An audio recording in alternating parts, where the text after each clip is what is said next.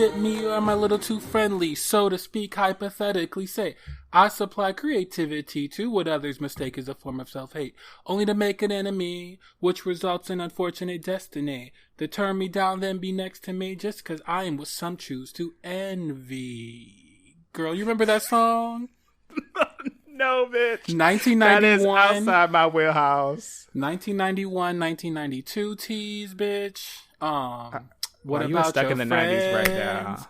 Will they stand their ground? Oh! Will they let you down again? Yeah. That's the Left Eye. What about part. your friend? Oh, I That's never the knew Left Eye rap. part. Mm-hmm. You know, I'm gonna be real with you. Left Eye, I liked, because I was big TLC. I liked Left Eye, but I think I love Chili. Like Chili and T-Boz were it for me. Yes. And But Left Eye love, Left Eye wrote most of their songs. So if you didn't know that, Left Eye wrote a lot of. I do remember music. that she wrote all right. She like not just her rap. She wrote the lyrics too that they would sing. For sure. Wow. And of course, like Babyface and L.A. Reid wrote some stuff too, but like Left Eye wrote a lot of it, girl. So we got to give her props. Like R.I.P. Oh no, for sure. I mean, yeah, R.I.P. She would still get some residuals. I also just still love that moment that she had burned down that man's house. Yeah, like, me how too. crazy was that? Yeah, she said, "Fuck that goddamn house." Yes, she did. Burn that shit down, bitch. Oh man. Welcome back to another episode of Two Save Queens. I'm your host, Miss Malachi. I'm feeling so blessed because Mother Rue let another Black queen win Drag Race. Congratulations, Miss Shea Coulee. Hey. You know, true Black excellence. It felt touch and go there because, you know, she hates to let some of these Black girls win. Oh, I apologize. Oh, God. Oh, girl. Oh, God. Are we blocking our blessings, girl? Oh, sorry. Let me take that. Okay, anyway. How are you, No, don't Miss take that Devereaux? shit back. Keep it, girl. We're those type of girls. We're those messy hoes like that. We're that type of girl. It did feel touching because she loves to pull out. I mean, last year, because you're not as into Drag Race as I am. Last year, girl, she let this Black girl who done really well tie with another white queen, and I felt like she really was gonna let that white queen win. But I felt like she knew the optics of it because even then, girls were still mad about Shangela Laquifa Wally not winning her season, not even making it to the top 2. Because there was some bullshit where they brought back all the girls, let them be a jury and let them pick girls, and those drag queens are shady, and those bitches didn't let Miss Shangela get even to the top 2. So ultimately a white queen won it. And so the girls been mad at her since then even. So, and they just noticed that some of those winners look a little bit pale. But anyway. Let me say this one thing. I think, you know what I think they should consider once Corona's over? I think Drag Race they should let the judges let it happen, let them decide up until the last episode, and then do like viewer polling.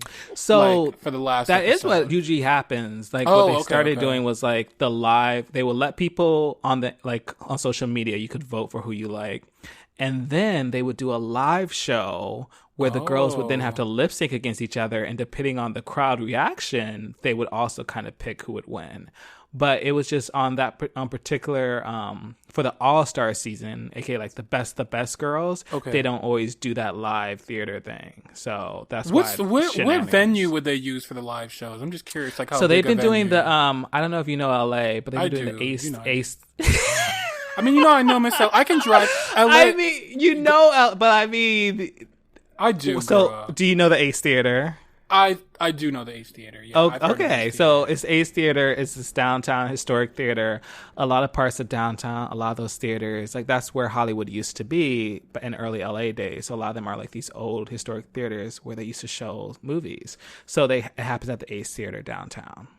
So let me tell you, like, I do know LA. Let me say this much, though. I know. I mean, we need to do this right now. No, we need Who to are do you this trying right to now. defend against? Like, I'm just saying, you don't live. I don't live there. But like, I bet there are people in LA who would not know the Ace Theater. So I felt like, I don't know. Yeah, no, that's a good point. But I've been coming there with my dad since the 90s. Like, we used to go out there, like, pretty regularly. And then I've been coming out there as an adult. Like, think about how many times I've been out. I can drive around much of LA without a GPS. Like, I know her. I know her pretty well. Yeah, like that's Not when it all really of her, counts. but... You're like, I know how to take Fountain to get around LA, which if you know LA, you would take Fountain to avoid traffic. And I know her better than DC. I actually lived in DC, and I think I know LA better than DC. Like I don't even know Miss DC anymore. I really don't. I mean, I don't know DC at all. It wasn't even going to be the DC. For me, I just think of you more going to New York, like you being a more New York girl. But I think that's happened less since you've decided not to do public transportation anymore. Yeah, that's a big part of it. Yeah. So, girl, but I just wanted to I had this revelation, girl, in the last 2 or 3 or 4 days. Yeah, girl. Okay. About what? I really got to step my pussy up, girl. I gotta step my pussy up, and let me tell you what I mean by that. Girl, we bitch. got time. We got till 2022. Yeah, bitch. Because a bitch ain't using this pussy for a while, but no. But let me tell you what I mean metaphorically by stepping my pussy up. Okay. I watched. Okay, of course, AOC speech before Congress, that was fierce. But then watching her on Instagram when she was reading, when she was reading, was it Ted Yasko? Whatever the fuck, Yoho, some shit. That bogus ass white dude who basically called her a bitch, or basically was got in her fucking face. Bitch. She called her a fucking bitch in front of the press, and then went on to kind of give a half-ass apology and talk about how he has his wife and his daughter, and he just bullshit. So anyway, girl, go ahead. Yeah, girl. That's when the revolution comes, girl. We gotta get that girl's address. We gotta get her address. So, no, but anyway. But watching her, she was on Instagram Live yesterday on Monday. As the girls know, we record on Tuesday. I'm mad I missed that. Bitch, she was just going in. She was fundraising for an organization in New York that helps, undocumented immigrants because, they didn't get any stimulus money or unemployment. Right. They don't qualify for unemployment. I mean, they're really trying not to make sure they don't get any. They're trying to exclude them from the census, even though it's citizenship isn't a question on the census, but they're trying to find any way. It's not supposed to be. It's not supposed to be. But they're trying to change that too. So, but yeah, she raised in her Instagram Live. She turned it into a fundraiser. She raised $60,000 for the undocumented girls in New York and stuff. And then she, but that was just she was talking about a lot of things. So she talked about the Republican stimulus bill, which we're gonna get into later, right? And then she talked at length about that, and she talked about also why are liberals and progressives and people of color why are we positioned as radical? Why isn't Mitch McConnell positioned as radical? Why isn't Ted Cruz that shit is radical? Them trying to take away your rights for healthcare, your abortion rights, your right to get married, all of those things. How is that not radical? Or just even what he did with the Supreme Court, for Mitch McConnell, that shit. Oh, that's radical as fuck. Yeah. So why is it always the progressive girls that get that kind, or leftist in quotes? So for y'all who can't see what I'm doing, why are they the ones who get that nomer? Yeah, and and she said something along the lines too of even in this in this mishap with that white queen, that white trade, Yoho, whatever his name is, and then and then even the media, when they reported it, they would post unflattering pictures of her, and that they do this to women constantly and people of color and women of color constantly, and that how even little things that show always the Republicans are always saying media bias, against conservatives, but really there's a media bias that's white establishment against rising and progressive everyone else, right? And so she was just saying we need to call it out continually and all the time. Call it out all the time, because that's the way that it's gonna change that kind of bias and change that kind of reporting, to start reporting on progressives and women of color and women more generally and more fairly. So her communication is just impeccable. And I think you and I were just talking about this a little earlier. I feel you always have a lot of critiques of Democrats, and Democrats always pushing to the center and not really establishment Democrats. Establishment Democrats. Not all, because yeah. But I realize now, I don't think necessarily it's the progressives on the far left, the liberals in the middle, and then the moderates to the right. I don't feel like it's that anymore, that kind of fight. I feel like it's a generational divide, girl. I really do. Because I feel like even like contrasting AOC versus Bernie Sanders, like AOC is so much more of an effective communicator, and Bernie is like not an ineffective communicator, but like obviously he's lost twice. He has blind spots. He has blind spots. He's lost twice. He has lost twice. And okay, but so did Hillary, right? She lost twice too. But more than that, like Bernie like has that myopia about however you say it. Myopia when it comes to race issues, right? He says like he wants to be the next FDR. But FDR like. Yeah, FDR did some great things like the New Deal, but he also put Japanese Americans in internment camps. Like, we got to think about, like, when we say things, like when Bernie also reduces race so much, like, I mean, or that's also what parts of the New Deal, what more could have been done in the New Deal if they weren't worried? And I'm sure there's some real good books or research about this, but what parts of the New Deal were set aside because of Black people, because they didn't want to equal the playing field. Like there's that part that we've been looking at history that I think Nicole Hannah-Jones with the 1619 Project is trying to do as well, as look at the ways in which these things, even that we see as like a New Deal, you know, what more could have been done, or why don't we have universal health care and things like that? Because white people think we would benefit, and so they'll spite them. They'll spite themselves. I was trying to be like, well, I don't have like something to reference right now, but yes, yes, they'll spite themselves to keep themselves from getting health care, just to keep us from getting it too, right? So that's part of it. But beyond like AOC and Bernie, where else do you see like the generational like today? Like I see it today, like in the hearing, the congressional hearings for the Judiciary Committee with Bill Barr.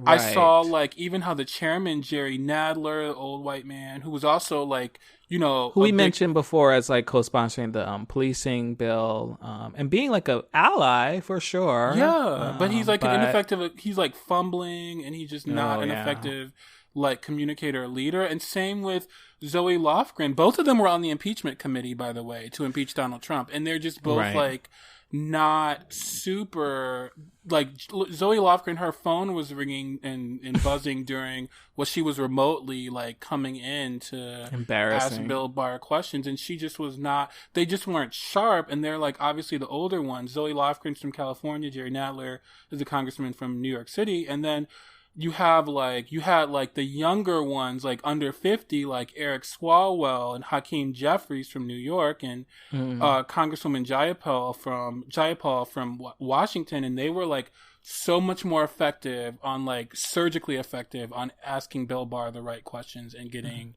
like real responses out of him to indicate that he's a fascist and that he holding his feet to the fire. I think it was.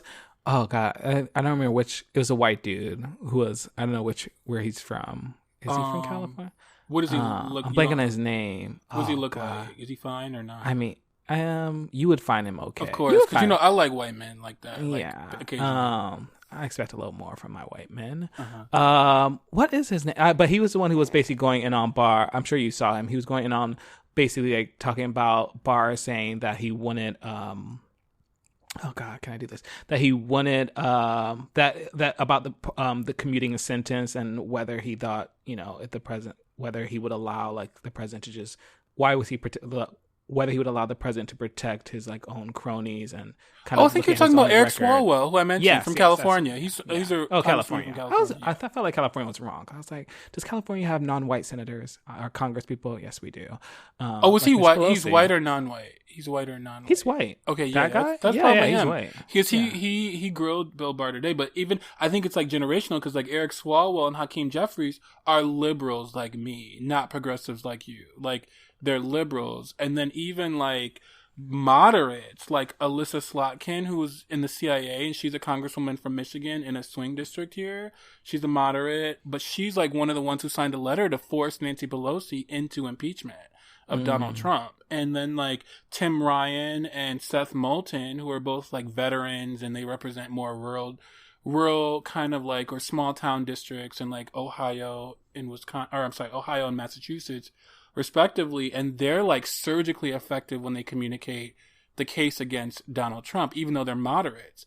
And so I'm just seeing like versus like Joe Biden, who's like also like more like maybe liberal / moderate, and he's like not. He's moderate, girl. Don't come on. He's moderate, but he's gonna like be pushed liberal, but he's moderate. Okay, but then the other day he was like, "Oh, Trump is the first racist president." Like, no, he's not. Obviously, like right. Like, why would you say something so like? I just think and Nancy Pelosi, she's like sometimes she's surgically effective, sometimes she's not. And I just think, like, what we need in the Democratic Party is, like, just a new generation of people in power. Like, and I think Hakeem Jeffries is pushing in that direction, but just throwing that out there. I think it's not, I don't think the ideological divides between us and the Democratic Party will matter as much once a younger generation is in power, because I feel like, and those on the fence who are like right at 50 or in their 50s, like Kamala Harris and Ted Lieu, they can be surgically effective sometimes, but then sometimes like Kamala Harris does a whole lot of nothing. Like she goes back and forth. So, and they're like in that middle of like under 50, over 50, like, and they're kind of effective. I think Ted Lieu is mostly effective, but either way, just saying, like, I think once we have a new age or a new generation in power for the Democrats, I think we'll form a better coalition, but across the ideological board. I really do. Yeah. A coalition. Because in some ways, I think it's not so much I think in some ways we need to shed certain parts of the Democratic Party, the part that wants us to continue to find the center. Because I'm like, because I think some of the things that inspires me about some of these girls is like, these are the girls that can go to the mat when you have people like Tom Cotton, who's like a person from Arkansas, saying that slavery was a necessary evil, or saying that that's what the founders thought, even though the founders didn't say that shit. Like, some founders agreed with slavery, some didn't like it, and some were like, well, especially in the South, it makes us money, so we don't want to get rid of it. But like, we need people to go to the mat and not just try and like find that middle ground. But I would argue against that, because I think, like, I've heard Tim Ryan and Seth Moulton come on TV and talk about how, and those are moderates, right? And swing districts, like, or not swing districts, but more conservative Democrat districts. Those are probably safe districts still, but that being said, they come on TV and talk about how this is a fascist dictator, like, or they use their own version of those words, and they know, like, they're also in this fight, and some of them would be open, like, to things like Medicare for all, if we can communicate more effectively and sell it to like a larger percentage of the population. I feel like some of them would be open to it, and that doesn't necessarily have to be a progressive versus liberal and moderate like argument anymore. If we learn to communicate it more effectively, I think if we have more effective younger leaders in the party, that will start to be able to communicate things. They'll be better at doing that. I think so. I'm because optimistic. So you still think the Big Tent can work? You don't think that there needs to be a third party? No, not in this current system that we have now. Unless unless we change the Constitution and it's not a winner take all. So you don't think a third party is gonna? Yeah, I think it could pop up, but I'm hoping not on the liberal spectrum, like not on the Democratic side, because that could destroy us. Well, because then that'll just make us even weaker, because the conservatives will continue to. I mean, they stay in formation, so they do, and we need to start getting in formation too. And like, I think we could under a different leadership. I do, but for right now, I think we need Nancy Pelosi just for right now, this moment, and then I think she needs to retire once, like Biden.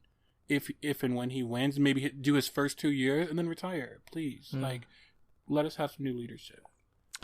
Well, there's definitely more here, but got to keep it moving. Yes. But no, I think you're onto something with the generational divide. I think that's something that's just going to become more clear as we get closer to the election and as we try and figure out how we're going to make it through this rest of the year. Because it's communication. I noticed the younger Democrats are just way better communicators. That's really the gist of my argument.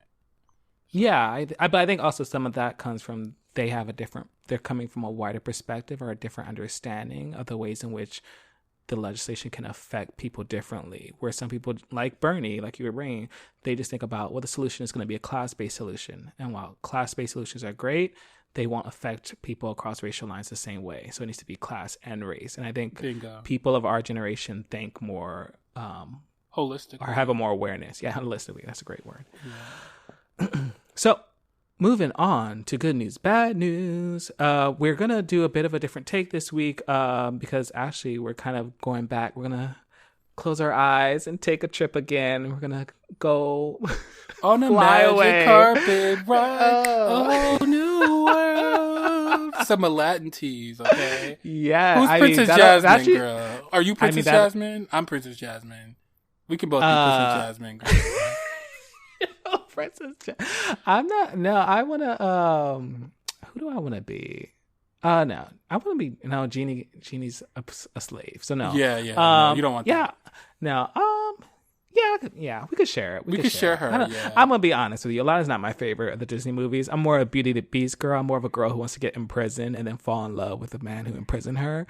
But that's for another. Oh, what? Girl, you need to talk to somebody, okay? But so we're just gonna do one domestic news story this week, and then actually hit up some global stories before we get into our Enlightened Judies segment, which is about travel again. But our domestic news story, getting into the news, I don't even know where this falls. Well, the first thing I need to say is obviously we're still watching the protests happening in Portland and also in LA, in Chicago, all over the country. They've kind of been reignited by seeing what's happening in Portland with the federal officers that have been basically reinvigorated by Barr and Trump under this Operation Legend, which is something that's kind of quasi been around, but they're kind of retooling it for this purpose of sending in these, unidentified federal agents, the Gestapo to basically threaten protesters, arrest them, attack them, and all of that. So definitely, we are aware of that, but unfortunately this week, we kind of feel like the thing that all of this is kind of coming around is the economy, is what's happening with that. And this week, the Republicans have unveiled their new, I guess, was it stimulus package, would you call it? Or it is a stimulus package. Yeah. So their new legislation, which is called the HEALS Act, HEALS, Health, Economic Assistance, Liability Protection, and Schools. Where they get these names from. So some interesting things that I kind of saw. I'm definitely curious what your thoughts are on it, girl. I mean, the one headline and the way they write it, talking about bias in media, like the way they write, they're planning to cut the unemployment assistance by $400. If you all remember, that's the $600 a week that a lot of people have been getting. They're planning to cut that by $400. I don't know why they don't just say they're trying to lower that shit to $200 additional dollars. That's nothing. Right. Okay, like just say what it is. Like cut $400, it was $600. So just say they're trying to put it at $200. Of course, they're not doing that. They want to make some updates to the Paycheck and Protection Plan, supposedly to help small businesses. Although, as we know, this is a thing that has people that haven't had small business have been able to get access to. They're planning another payment, another $1,200 payment.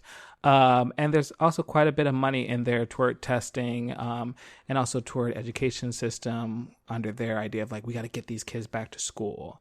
So there's definitely some red flags that I saw just off the bat, and that even I mean, when Republicans are even trashing their own bill, like already there's some shit there. So already there's $1.75 billion for a new FBI building. I don't know who snuck that in there, but already some of the girls are like, even the Republican girls are like, what, why? Democrats have been focusing on a lot of billions of dollars, like almost $30 billion for the Defense Department, some of it to cover like pandemic related costs, but then some of it, like $8 billion of it, is about procurement and acquisition to fund weapons programs. And it's like, bitch, what the fuck is this about? We're not even fighting any fucking war. We're trying to keep, the only war we're fighting is with a fucking disease. So this is supposed to be their starting point, and it seems like even the Republicans aren't on the same page from their conversation, their luncheon today, when they kind of talk through, I guess, legislation. Well, some of them are fighting it from the right, because some of those conservative and libertarian Freedom Caucus type girls, they think they don't want any money much. At all. Yeah, so I forgot that part where some of them are like, "Bitch, we just need to open this economy. We don't even need to give any money." And that they were listening to an economist who was just talking about that essentially. They're making a choice that like it's better for one, people to die, but also for like people to just go unemployed. Like they just don't, they're okay with that. And it's like, I don't understand how this fits into like the big business capitalist mindset of the right, but they just seem to be okay with like, they just want people to work. whether by any means necessary. They were okay with it. I mean, this wasn't a pandemic, but they were okay with it in 2008, a lot of them too, because like a lot of them, okay, so some Democrats voted against the stimulus bill in 2008 because it was corporate giveaways rather than, helping individual families and people, right? A lot of Republicans voted against it because they didn't want any stimulus for the economy.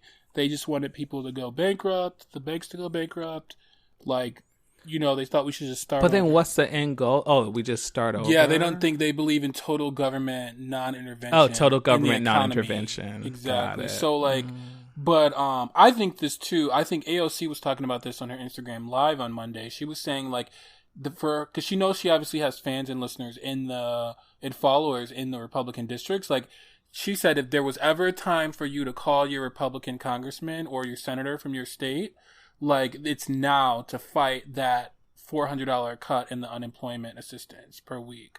Because was that the big one for her? That was the big one for her. Because she's saying she thinks they're going to just dangle this carrot of $1,200 in front of everyone, that one-time payment, and that people are going to get, like, lose sight of the fact that unemployed people are going to be losing so much money and are not going to be able to pay their mortgages and their rent.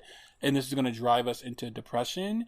And she was just saying, like, if there's ever a time for you to, like, be on the phone calling your Republican senator, I don't have one, but a Republican senator or a Republican congressman, like, it is now. Like, because, and I think the Republicans are lowballing. I feel like they're going for cutting that $400 because they know they're going to come in the middle with the Democrats, where the Democrats are going to have to give in and say, okay, we can't preserve the $600 a week, we'll settle at $400 a week.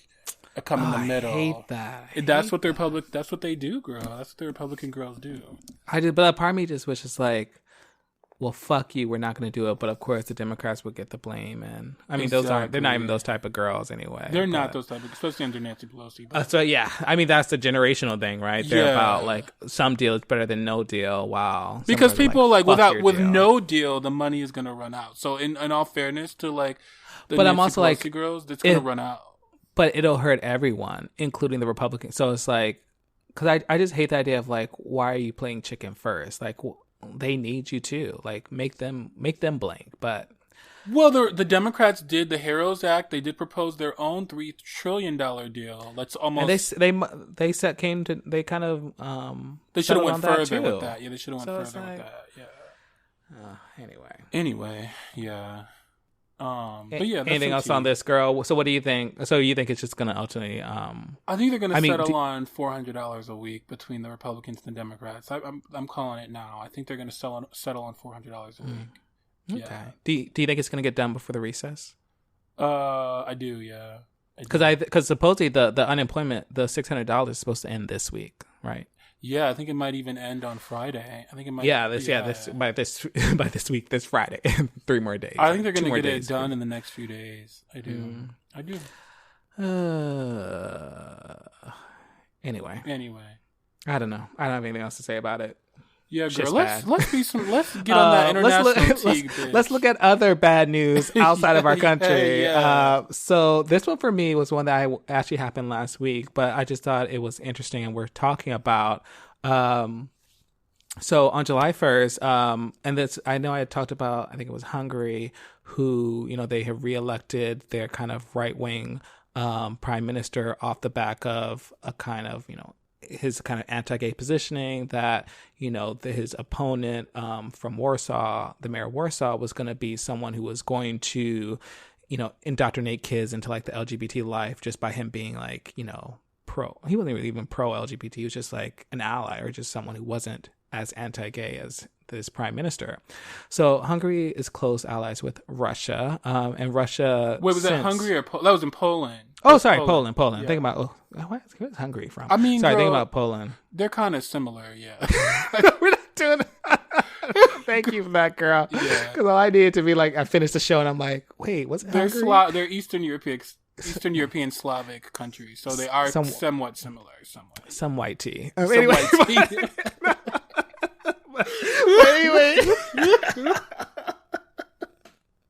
So Russia, a different white country. So on July 1st, they basically made a constitutional amendment to for it to say that marriage was between a man and a woman.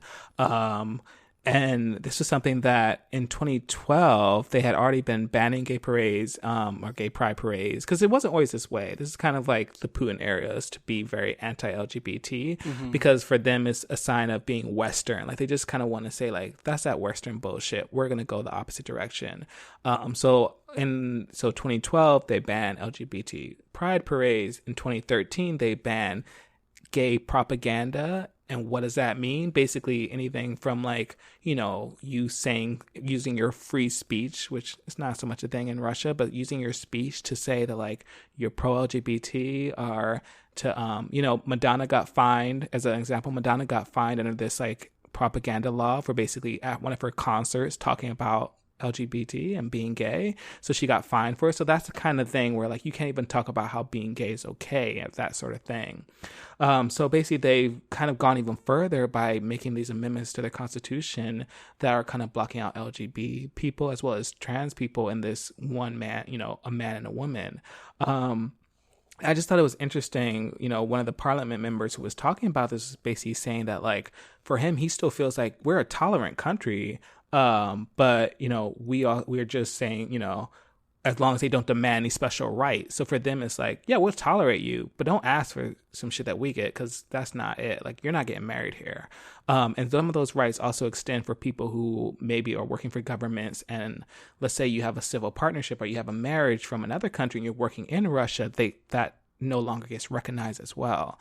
So really disappointing thing. I'll bring up Russia a little bit later for a reason, but yeah, I don't know. It's just something that I saw that was just, again, this sign of, like, using, you know, despite how Russia is dealing with their own economic issues, using this other type of issue of being gay as a way to distract people and say, oh no, let's focus on this, despite the fact that, like, how does being gay or being LGBT have any effect on your economy? Or really, is that a Western idea? No, it's just a human thing. I mean, it actually benefits your economy to be pro-LGBT, because then you can get LGBT tourism, like, from the Western world. I mean, they're actually making a mistake economically, right? But I think that, that's that term, special rights. That's the same term that, like, a lot of, like, Southern religious conservatives and, like, evangelical Christians used to use in the George Bush era to talk about LGBT rights. Oh, well, you know, they can get married too. They just got to marry a woman if they're a man, just like I do. You know, they shouldn't get any special rights,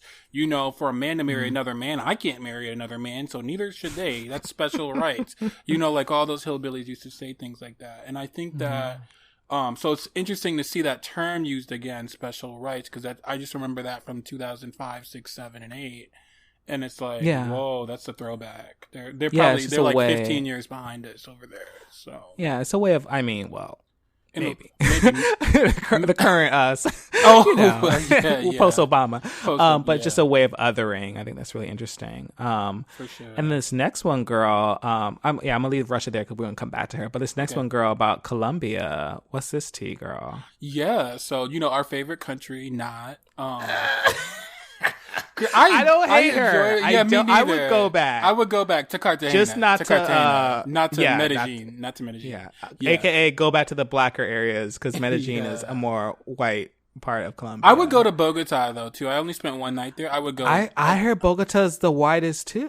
Although she's got that, like, crazy 5-floor club that I really want to see, teatro or whatever. The men, like, when I tell you, because you didn't go to Bogota, I went a night before you and spent that night there. Oh, I forgot. And those men were so fine, just like I just saw on my little rider. What color were they? What shade? You know, I don't mind the Caucasian kind. So, like, they were a little whiter, but they were so fine. Oh my god! But I'll even say, like, you know, I didn't even find the men in Medellin that attractive. No, so I'm curious what Bogota, because I think Bogota has way more people. That's their New York. Like, that's their New York. So it has, like, just like New York has so many fine men because there's so many men. Bogota has because I've heard it's cosmopolitan. All right. Bogota has like 8 million people, so they have a lot of fine men. But anyway. She's so out of the way, girl. She's in the center, and we got to go into the mountains. Anyway, we're off topic. So, so the drug cartels and certain rebel groups there are imposing coronavirus lockdowns in various cities where, like, if you violate curfew, they will literally shoot you if you're out past,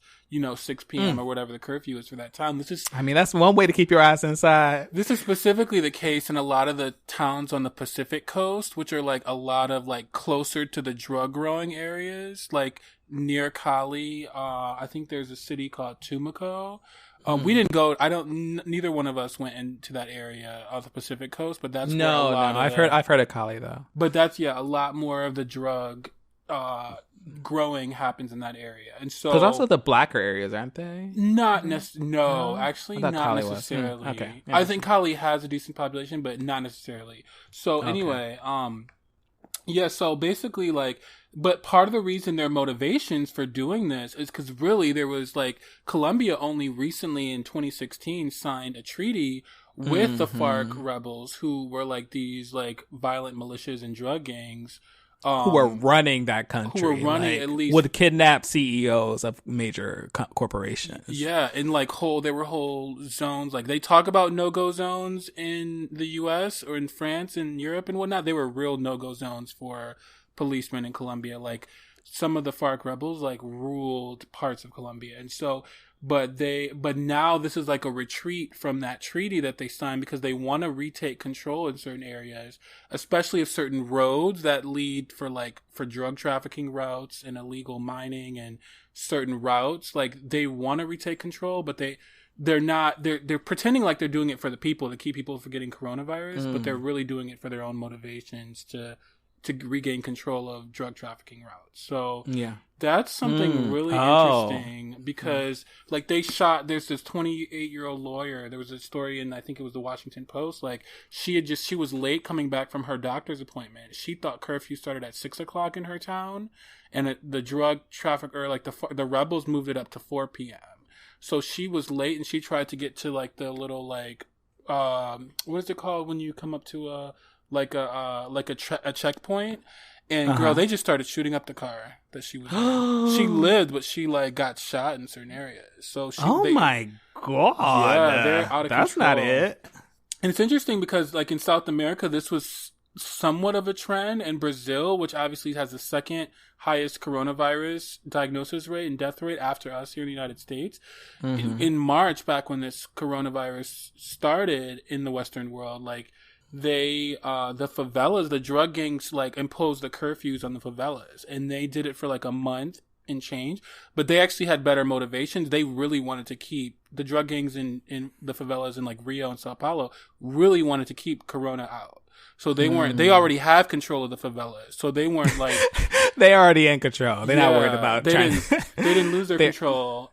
Yeah. So they were just trying to make sure their people didn't die. Yeah, but then I heard they started like a month in. I read that they started being looser with it. And so, but what they did do, because nothing happens in the favelas in Rio and the various Brazilian cities without the permission of the drug gangs.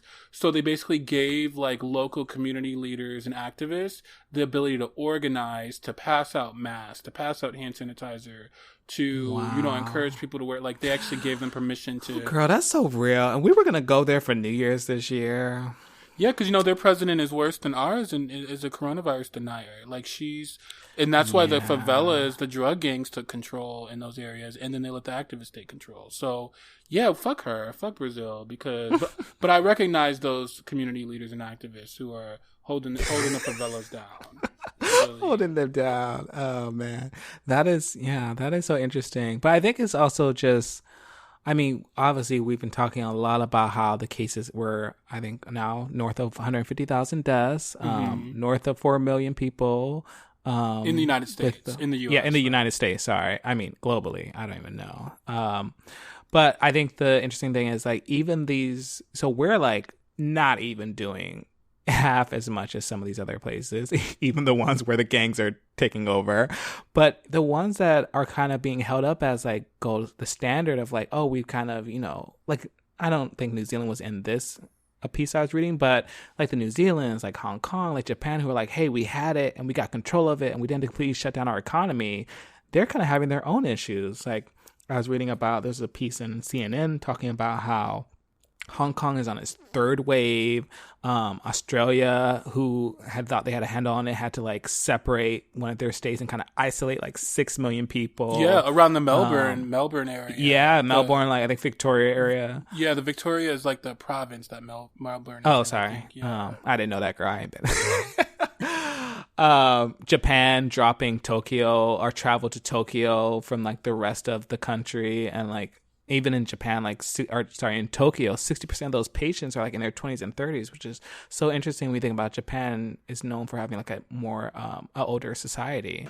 So I just, in this piece was basically saying that like, really, this is just the reality of like, even when you open up a little bit, because they were still, a lot of them weren't allowing gatherings of more than maybe like 50 people or things like that. And here we are, we're having like concerts in New York that are happening on the low key, but they were having these limited openings, just kind of edging back some of their restrictions, and it blows up again. And that really, this is just the reality until like a vaccine comes out.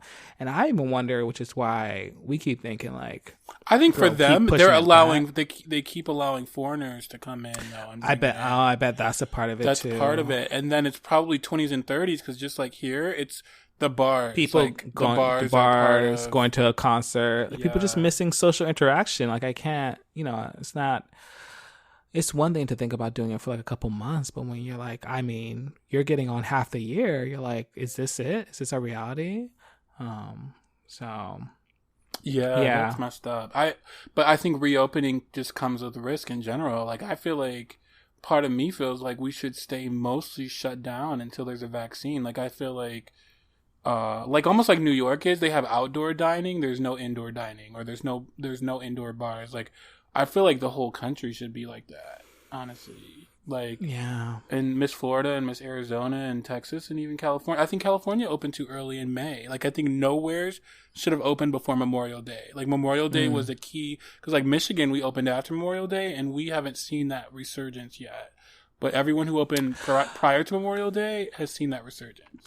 But don't you think part of it was this understanding that, like, we can't keep people held up for the next 6 months. So we're just going to have to accept that we're going to lose some people, or some people are going to get sick. And, like, let's just open up and know that we're probably going to have to lock down again. Don't you think that I think that factored into it for sure. But the problem, because the key was in the beginning was just flattening the curve so we don't overwhelm like the hospitals and the healthcare system, right?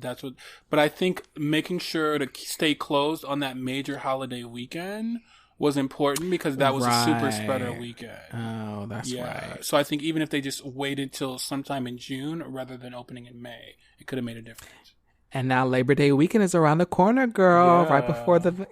Right before the vaccine's supposed to appear. So, and the 4th of July was a super spreader weekend in a lot of places too. Yeah. But at least Michigan and New York weren't open Memorial Day weekend, so we didn't get that initial super spreader event in the summer. Yeah.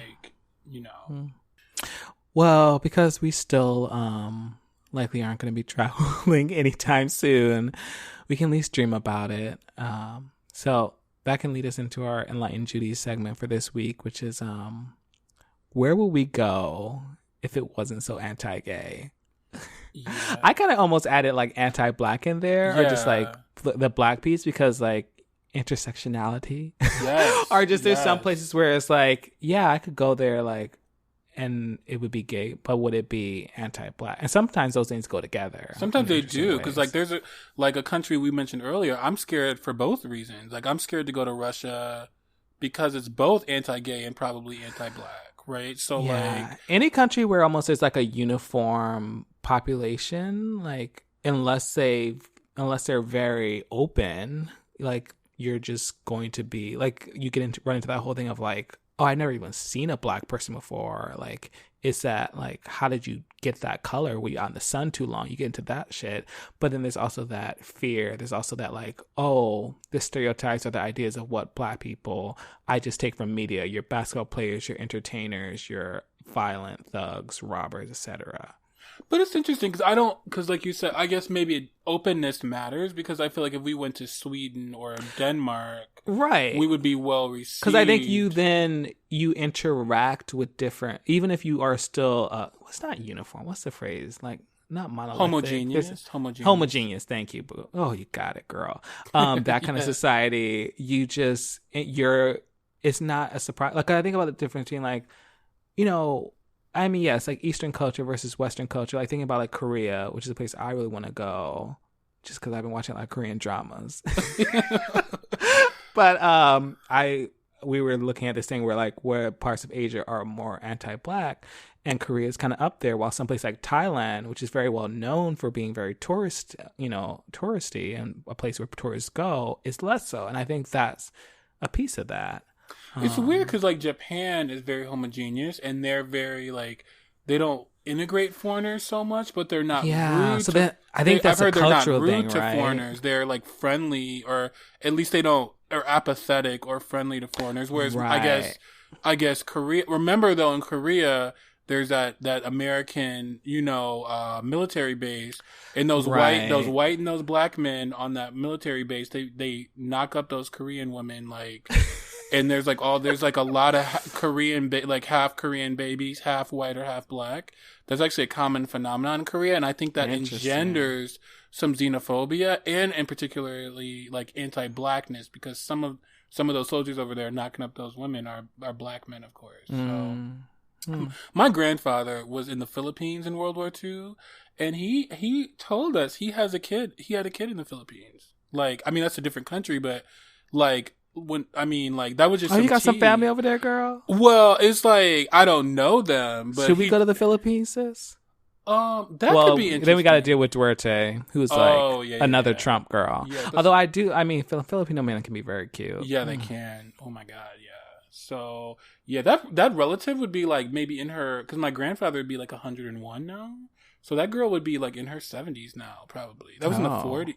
Yeah, she'd be in her 70s. That was like in the 40s. So he just fathered her and left her? Well, yeah, and that happened a lot of the time, because they couldn't like. I guess he could have technically. He was in the military. Oh, he was married already. That was some tea, but yeah, he was married already, so he couldn't like.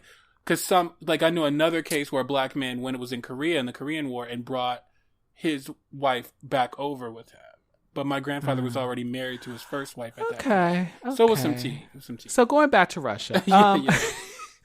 I think Russian men are just so fine. Like I like talking about white. Like I used to watch this Russian soap opera, and it was like this. I watched the gay storyline, and these men, just and fine. What year was that? Because that couldn't be produced like the now. 2000, right? So this was pre some of that propaganda law, and like because now you would not find any. I think you would rarely find any depictions of LGBT Russian life on TV. So this was like early 2000s. So not early 2000, like 2000. Like I was in college, so 2000, like mid to late 2000. So before the crackdown, but a part of me kind of still wants to try. I don't know. There's a part of me that like still wants to try and go to some of these places, like. Because I feel like I'm not so much worried about the black thing, although I think I would get a lot of looks. I'm more worried about the gay thing. Although obviously there's still gay life there. There are gay nightclubs. There are gay people. But I heard like are protesting, but it's hard out there. It's hard out there because I heard like in Moscow and St. Petersburg, Russia, like people have gotten bashed coming out of like the one or two gay clubs in town. I mean, but girls were getting bashed this year in New York, so it's like this year. Probably recently. This year? This year. Yeah, there was a couple gay or like people in New York I think who were getting in like taxi or Ubers and Lyfts and getting attacked by their drivers. Like that was a big story too. But I'll still take Miss Russia over some of the Middle East. I hate to say it, like, because I'm not getting hung for no D girl. I'm not getting. I don't know. That's because really here she go. Would you take the Middle East over Russia? Oh, I think I would, actually. You would do a Dubai? I would do a Dubai. You do a little low-key Dubai relationship? But I would go to Dubai with the trade. I would go with, like, my brothers or something. Like, I wouldn't go with another queen. Like, that's what I always said. Like, you and me couldn't go to Dubai together and Kiki. Like, I would go with my hetero brothers, and we would go and hang out. Because I would be too scared to go there with the queen. But I would go there. I wouldn't go to Russia because I'm scared of both the anti-gay thing and anti-black thing. And I've always wanted to go to like Russia, especially St. Petersburg, because it's supposed to be one of the most beautiful cities like in the world. Oh yes. But I wouldn't go because they're like also like they're known like there's some race tea too. It's not just a gay thing. I think the combination is too dangerous for me. I think I could handle the gay thing as long as I'm traveling with trade. Like, so you don't think in Dubai or parts of the Middle East you deal with the racing as much? I don't think so, because I feel like they have. So, well, girls. First off, like, them girls is the same color as me. Like, they're looking like. That's true. Yeah. That's true. You might be like, "Yo, what's up, my brother? Yeah. Assalamu alaikum salam." Yeah, I've been wanting. I always want to. No, I don't want to be a cultural appropriation girl, but I've always wanted to put on one of those head wraps and the gowns, because I know I could pass. I know a girl told me just to see, try to pick up some trade. Because I've been mistaken for Middle Eastern many times. I live in Detroit. Yeah, especially in Detroit. There's a big Middle East. Middle Eastern. Oh my God, those trade are so fine. I've run through that community. I've run through them.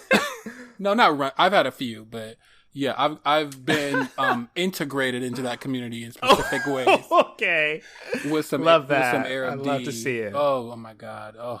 So fine. Those men are so fine. But I would, yeah, I feel like a girl told me one time if she wanted to get a bank loan, she would put me in one of those outfits with her and take me to the bank with her. We're not doing this. Take me to the bank with her so that I could play like a rich Arab or something, or a rich Middle Easterner. Oh, man. Yeah, I will say, like, to get a prince, like, that'd be tea. Oh like, my a bitch pulled a prince. I mean, he might already have a wife, but I mean, on some Janet Jackson tea, bitch. Yeah. But some of the cars that they're driving, honey, for some of the money they got, that oil money, I'll be okay being a third wife. Honestly, it's fine. They are aggressive. Like, they will dick you down too. Like, I shouldn't generalize. But like from my that's what you were. I shouldn't generalize. From my limited experiences. Okay, I've had some good D. Yeah. Oh. So where else? So does that include Egypt? Like, would you? Yeah. So where else, girl? I would. Bali, Indonesia, actually is. That's a Muslim country, and they've actually had some anti-gay issues there. And I didn't realize that. Yes, I forgot because I was definitely planning a vacation there, and I would love to go there and give them my money. I would go there with Fish. Like, I know Fish who wants to go there, and maybe I wouldn't. Girl, go there you're not supposed to give no tourist dollars right. when they. No, I can't go there. They killing our sister folk. I didn't know it was that bad. I mean, I don't know, but like, yeah, it's getting bad. I feel like that's the thing when like you're looking for that scapegoat when things get bad, when the economy gets bad, when you're looking for someone to blame for a pandemic. Find the queens. Oh, fuck her then. Fuck Bali then. No, I'm not going there. Fuck her. But speaking of Middle Eastern tea, I've always been curious about Iran. Like, we can't go there on some girl on some American tea, but we might have another 4 years, girl. Don't play. But Iran is like always so fascinating to me in pictures. I like the colors, like of like their like architecture and like the markets. And did it? Because you've been to Istanbul, you've been to Turkey. Yes. Does it remind you of that, or is it different? I think it's like maybe lumping a little together. Because I think Miss Turkey at the time when I went was like you could go there and like I think like in Iran, because it's always been a little forbidden, it's also enticed me for that reason too. Because like we can't go there really. Like, that fits into what my forbidden city is. What is that? Our country, Miss China. Oh, girl. I really like, and especially with Miss Hong Kong gone, but I really, because I also watch some Chinese drama. No, but some of those Chinese men look so fine, girl. I'm like, this whole country of billions. I just gotta like, right? Billions? Wait, millions? Billions? They have over a billion people. Billion. Yeah, like over a billion people. 1.3 maybe? Yeah, sorry. 1.3 billion? Over a billion, not billions. Okay.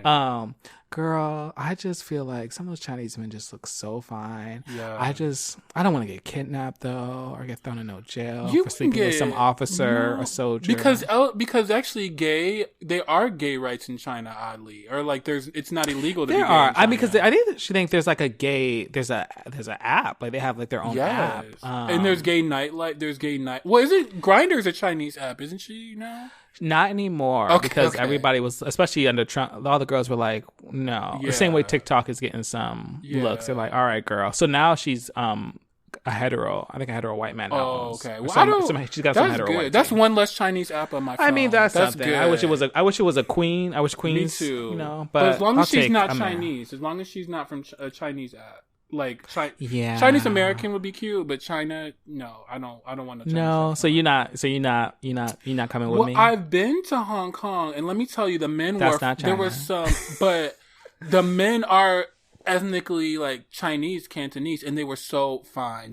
I saw so many fine men in Hong Kong. Like even the doorman at my hotel. Like I was staying at the Four Seasons, which was really cute, on some fancy tea. And the doorman was so fine. I was giving him tips, and you're not supposed to give tips over there. And the person I went with, she was reprimanding me. She was like, "Girl, you can't give no tips over here. We don't do that here." And I was like, "Oh, girl, but that man is so fine. I gotta give him a tip." And I was giving him a tip. He was so fine, but there were so many fine. But the valedictorian at my high school was also Cantonese. Like he was from Hong Kong. And he was so fine too, and I just so maybe Hong Kong, but I actually feel like they're browner, they're browner Chinese, and it's so they're so sexy. So the real one that I think would be real realistic is Miss Taiwan, because she's the first country in that part of the world to have LGBT rights. She's like Taipei's kind of cosmopolitan. I think she wouldn't be as anti-black either. Like she could be a cute look. She could be cute, and you feature her. Yeah. You feature Taiwan. I do. I mean, because that might be the closest I could get to China. You know where I would go, where being gay is technically illegal, and yet they still have like gay clubs and stuff. Is I would go to Singapore. I didn't know it was illegal in Singapore. Like illegal, like you get a whip. Well, what kind of illegal? It used to be, but like now it's not even really enforced. So like there's gay clubs, there's like... But there's technically still something on the books. Something technically is on the books there. But I would go, because ever since Crazy Rich Asians came out, like I want to see her in person. I do. That's fair. I got to see her, even though she might have some anti-gay stuff on the books, technically. But the tea is for a lot of, like even Miss Thailand, who's, they got the trans girls, they are super... You go there and you think, oh, this is super LGBT friendly. Marriage, only now, I mentioned it a couple episodes ago, only now has marriage been a thing that they're putting forward. Like they don't have a lot of LGBT rights. So I think that's just that dream for a lot of those cultures. They just don't, they're not always featuring us in the same way as like the Middle East. Because she's always been she's always given that sense of being pro LGBT for a long time. But maybe it's kind of like the Philippines where it's like pro a certain like fitting into the paradigm, like if you're going to transition or something like that, but still to be like, I'm still having like a kind of man and woman relationship. Yeah. I think a lot of Latin America is like that, my wheelhouse, because a lot of Latin American places, like gay marriage isn't technically legal, or wasn't legal until very recently, but like they've always tolerated LGBT community, but it's kind of, but they have the machismo thing going on. Yeah. I was thinking, dudes on the side. I was thinking, like, you want to get rid of the Instagram girls now, girl? Like, tell them we gotta go, and then I don't know. What do you want to do, girl? Yeah, girl. I mean, we're only going a little bit longer. Yeah, girl. But yeah, we gotta say bye to y'all for now. But yeah. Okay. Bye, Instagram girls. Bye, girl. Check us out. If you want the full tea, you got to check us out on, your podcast platform of choice. Apple Podcasts, Miss Spotify, Google Podcasts, etc. But yeah, like just kind of thinking of like in terms of, I think also too, we haven't really talked about like a lot of African countries. You've been to South Africa. And that's the only one. And she's more gay friendly in theory, right? She's the most gay friendly of them, but she's also the one that wasn't, colonized, and is the most. Well, now but she was very white in a way, still in some ways, but yeah.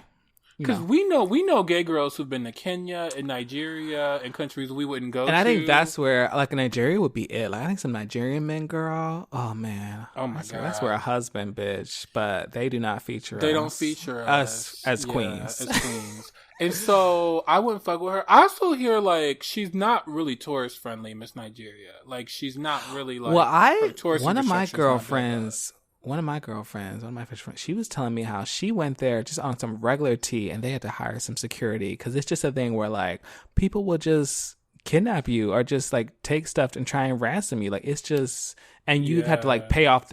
But it's like you have to pay off the police. You got to pay off security. Like it's just a whole thing. And I'm like, I don't have time for all that. Like y'all, I'm not about to go try and give y'all my tourist dollars, and I got to pay off the like security. I got to pay off their like their version of the TSA to even get into the country. Like, fuck that bullshit. Like, there's too many other places to go around the world. And what's crazy, because that's like, there's so many rich Nigerians, like, that it's like the security situation is that bad in a country where there's like actually a lot because of wealthy but that's people. also in South Africa too, is that there's just that huge disparity in wealth. Disparity. Like wealth gap. Mm-hmm. Yeah. Like that messed me up with parts of Johannesburg where you would see these compounds or even like when we stayed in like a nice Four Seasons and there's an armed guard at the front of it. And then you go a little bit out and there are like these shacks, like these, shanty towns. So it's like that is why that's so necessary. Jamaica gives that kind of tea too. I'll never go back there. I went there with family, but I'll never go back to Miss Jamaica. But yeah, there's a dude that we went to school with who's my god, he was so fine. He was in your class, right? Yes, because there's another Jamaican that we know who's fine for a different reason. Like they're almost different ends of the spectrum because one's super dark skin. Yes. I shouldn't be talking about. Should I talk about him? Okay. He's your class, right? So the one I was already talking about is my class. He's tall, he's beefy. Yes. I think there's something there. Pardon me, I should check in on him. I should see how he's doing during the corona. Because I felt like I feel like there's something there. He's quirky. He was a lot of work. He was. But he used to be checking in and be like, hey boo, how you doing? And I was like, hetero's not supposed to be talking to me like this. What you doing? And you Jamaican hetero. What you doing? Yeah. He was Jamaican for real, he grew up in Jamaica. That accent. Man. So but he was a lot of work. Yeah, we were close. He was so fine. He was so brown. I don't know that he's so fine. But he's like super, super chocolate, like super, super dark too, and just beautiful. Wait. Are you talking about the dude from my class? Yeah, he's in your class. But maybe we're my dude is light skinned. So that one too. Yellow. That one too. Oh, that one is super dark skinned. No, that's not my class. That's the one. He's older than me. No, girl. We'll talk offline. Anyway, so there's one in your class. He was definitely 08. He's definitely your class, girl. Anyway, so why you gotta put my class out there like that? Nobody asked for all that. I do that. I'm kidding. Well, girl, I'm a year older than you, bitch. So like, I'm kidding. But anyway, but I think Ghana and like Senegal, like maybe I don't know how anti-gay they are. I'm sure they are, but I mean, Ghana, their security situation's better. Their security situation's better than Nigeria, right? And even Kenya, probably even more so than like East Africa. Yeah, and I mean, some of them I think are, if they're not anti, they're just not. I mean, some of it's being like they're just not here for either way. They're like neither way. They just don't. I don't know. So it's hard to figure it. I think for the most part, you just assume that most of them aren't really friendly. Like I think, is it Mauritius or Mozambique? One of them is. I think it's. Which one? I think it's Mozambique. Yeah, Mozambique. One's pro LGBT. Mozambique. Mozambique. Yeah, Mozambique. I think they have LGBT rights. I think they do. And I think one of them was recently thinking about taking it up, or like not even taking it up. It's like getting rid of the laws that most of that shit's like from the Europeans. I wonder if it was Angola. I think it was. Was it them? Girl, we don't know these countries. We just like talking on our. Stop it. But we're trying. But yeah, these are some places like, because we actually had the travel episode where we say where we want to go after Corona, but this is like, what are these places like we don't even know if we could go even after Corona, but like maybe someday in the future. But yeah, I feel like someday. I do want to go to Dubai one day. I do, but so you've never been to Dubai? No, I've never been to Dubai. I do want to go one day, but I think my brothers and I think that'll be a trip for us. If you go, would you step out? Would you try and find some trade? So. No, see, but my thing is like, why am I going to go if I can't taste the cuisine? Because I heard those girls over there, those government girls, they set you up on the app. Like they are like they put decoys on the app and then they arrest you. So I wouldn't. Don't step up like that, girl. Just show up at like. Well, some of them. But they might have decoys in person too. You never know. Oh yeah, I have heard that too. They have that in person. Oh, girl, that's just so much work. You know, I'm a lazy girl. That's why I would go with my brothers, and we would just like do like trade stuff, you know, and like go to the desert and ride ATVs and shit like that. Like we would. And that's why I'm gonna go to Miss Taiwan or go somewhere else, because you know it'd be nice, but you know if you don't really want me here, honey, there's too many other places I can go. True. I don't have to be there. So. That's true. So anyway, that's our Judy segment for the week. So we just have one. So we're going to stop through listener mail real quick. Any questions, comments, stories, you can write to us at AskThem, ASKTHEM, at twosafequeens.com. You can also leave us a message at 323-438-2827. So we have one listener mail this week from Jordan, someone we know, who loves my voice. Thank you, Boo. And Jordan just wanted to kind of, it's not a correction, but just a little bit, giving your history teacher a little bit of props about Lincoln. There's a article that I'll put in the show notes from The Nations from a couple years back, where it talks about how Lincoln was responsible for one of the worst mass executions in U.S. history.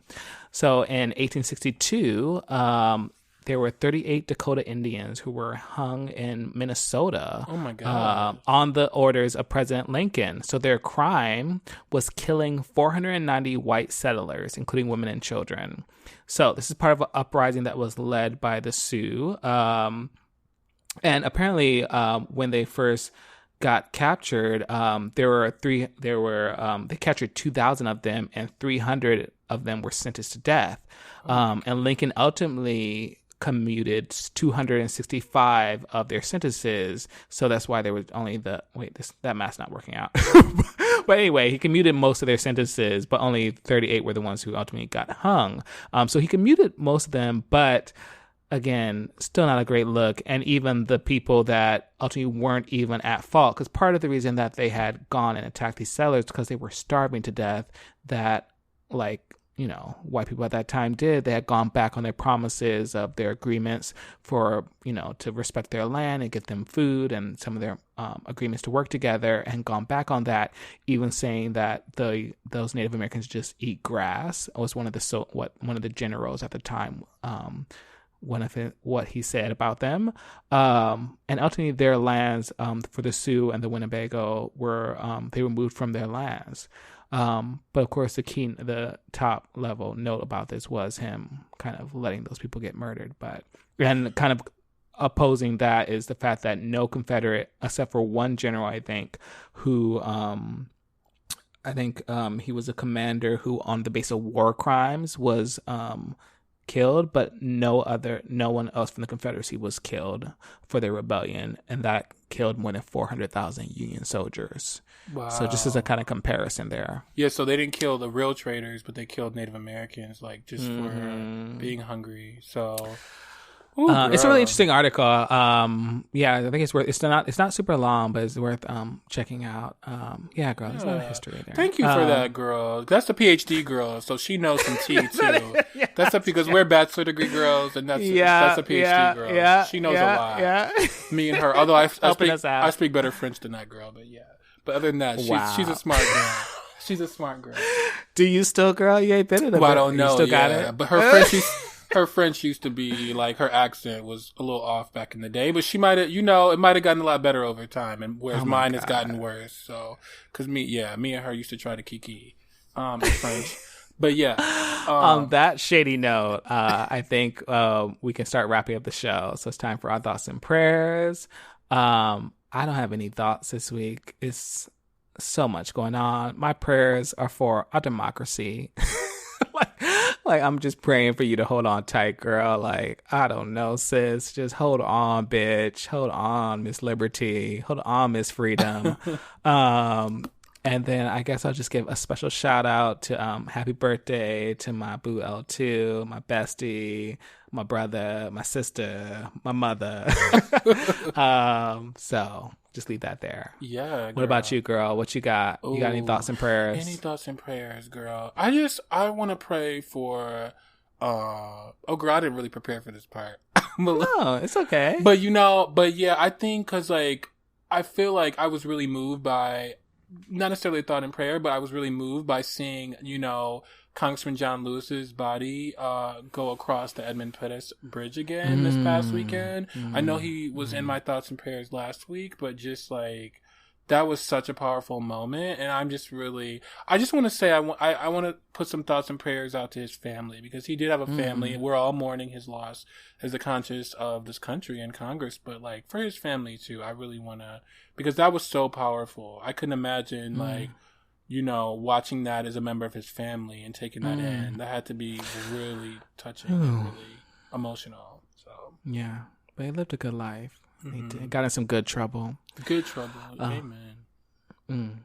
So that's our show, folks. I definitely did not. My goal was to keep this shit under an hour, and it did not fucking happen. So I'm gonna wrap this up like fire. Okay. Follow us on social media: Twitter, Instagram, Facebook. @Two Safe Queens. Don't forget to rate us and review us on the preferred podcast platform of your choice. Helps get the podcast in front of more people. I hope y'all stay safe and healthy and saved out there, especially mentally, because it is a lot to take in, to both be conscious of what's going on, but also not to let it make you depressed. And I don't know, just hang on, y'all. Hang on. We're going to make it through. Maybe. Yeah. With that, we'll see you next week. Miss Devereaux, do you have a final word? Yeah, only suck rubber. Only suck rubber during the pandemic, and make him wear a mask. Make sure he wear a mask, okay? Bye. Bye.